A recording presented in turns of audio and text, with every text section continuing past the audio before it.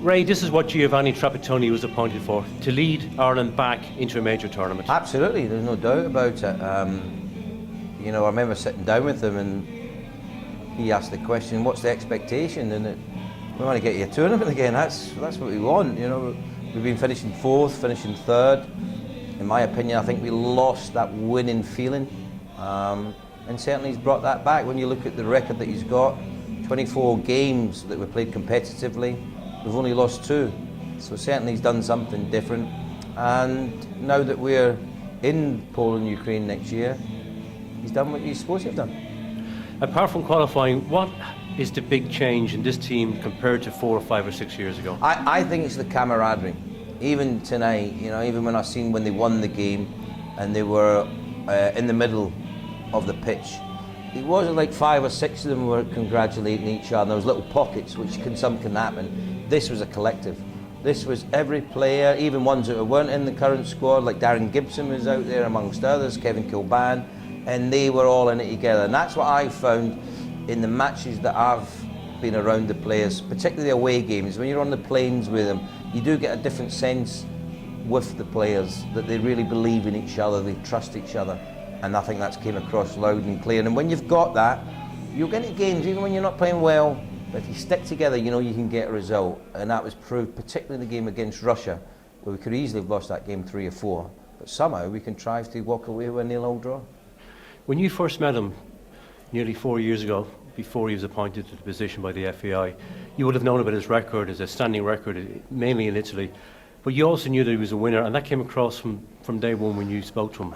I think that what came across loud and clear was, you know, it doesn't matter if we win 1-0, 2-0 or 3-0, as long as we win. Well, what I don't want is to be 1-0 up, trying to get the second goal and we concede to make 1-1. That was not him at all.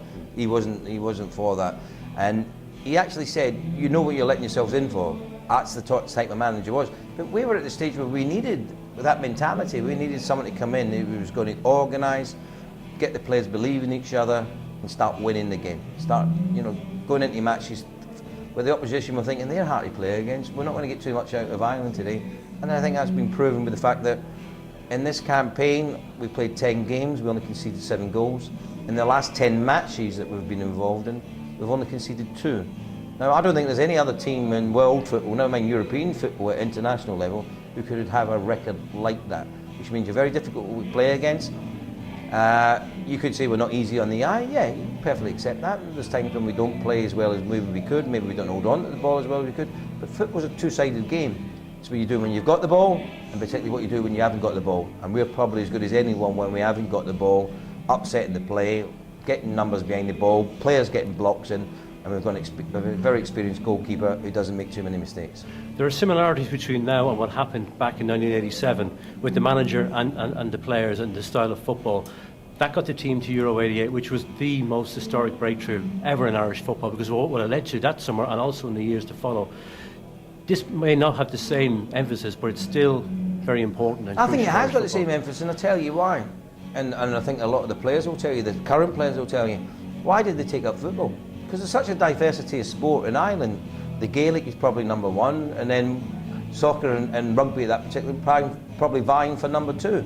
But because us as a group got through to a major final, all of a sudden the youngsters, the 8-year-olds, the 9-year-olds, the 10-year-olds are now watching the telly, and they're not watching the Italians again, they're not watching the Spanish or the English again, they're actually watching their own players who are representing their country playing at a major tournament. And all of a sudden, I now want to be the new whoever, and we're going to get this time around. There'll be youngsters who can't wait for next year to come around, but they're going to be sitting in front of their TV screen watching their international players perform on the biggest stage, and they'll be sitting to say, I want to be the next Kevin Doyle, the next Shane Long, the next Robbie Keane, the next Shay Gibbon. That's what moves football on, and that's what we're all looking forward to.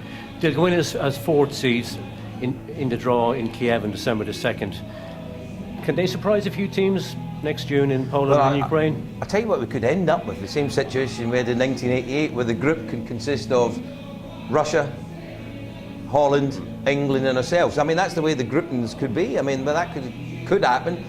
Most unlikely that it will, but you never know, that could happen.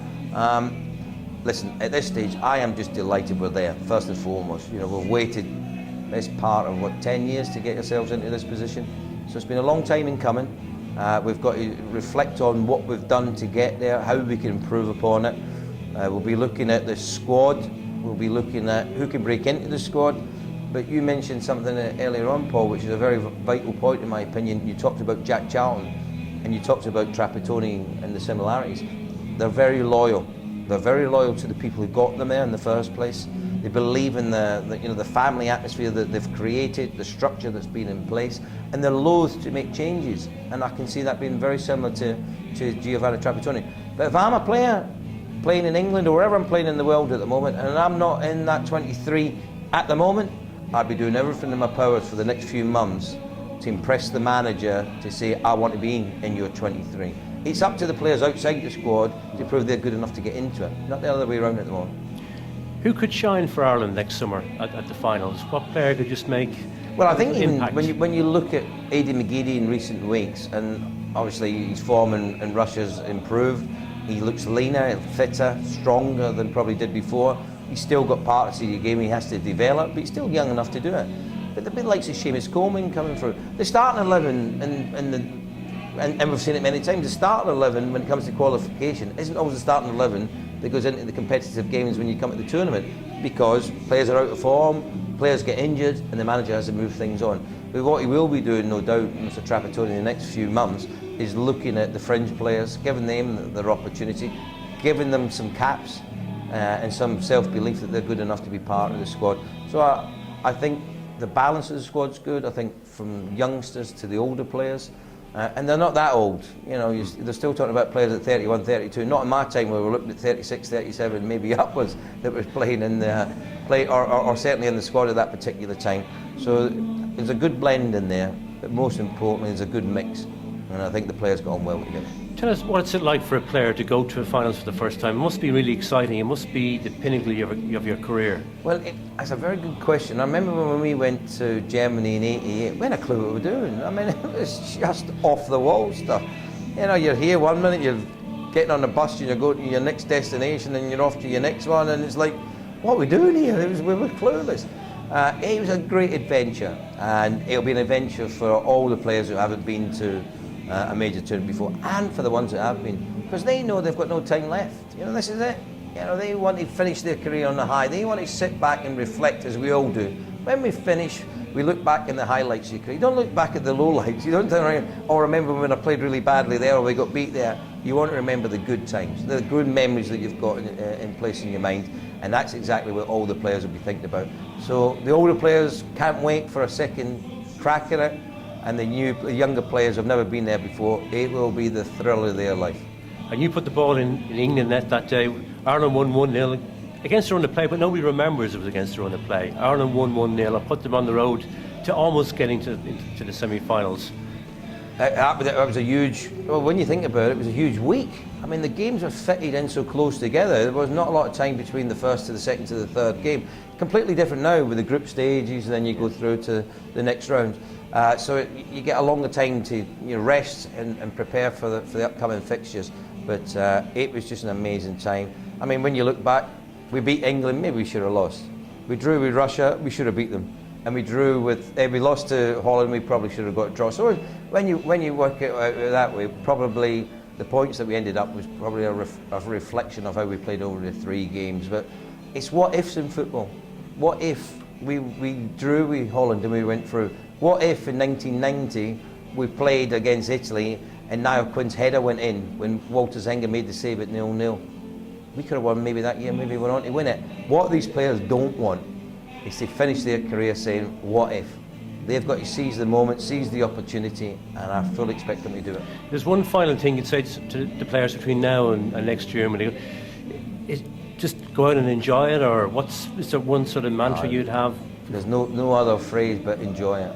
You know, this is what you play football for. Robbie Keane said after the draw with Estonia, and this is why you play football. These are the moments in football why you want to be a professional footballer. And they're the lucky ones, because every other player that's qualified for Ireland before has always done it away from Ireland itself. You know, when Gary Mackay scored for Scotland against Bulgaria, we couldn't celebrate, we weren't here. You know, when we qualified in Malta We celebrated in Malta. We wanted to be back in Ireland. You know, Northern Ireland, when Alan McLaughlin got the equalising goal, we were up in Northern Ireland. We wanted to be back here. And the same with the lads in Iran, you know, when they qualified over the 2 legs. What they would have wanted would to have been playing the game, the second leg in Dublin, in front of the home fans and celebrating with them. They made history by doing it. They've revelled in it, they've enjoyed it, we've celebrated it. But the hard work comes in a few months' time when we go to the Euros in Poland and Ukraine in June, and that's when we're tested as a group again. Ray, thanks very much. Pleasure.